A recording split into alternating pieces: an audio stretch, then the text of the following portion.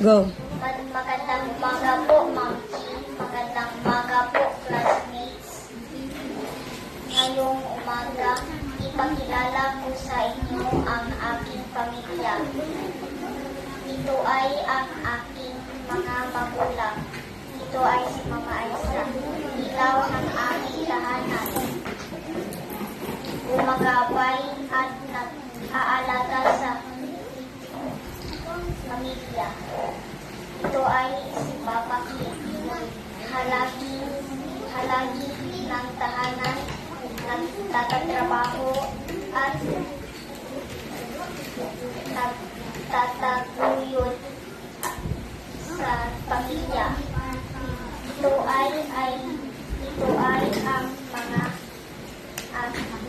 ay ang aking mga kapatid na mga babae.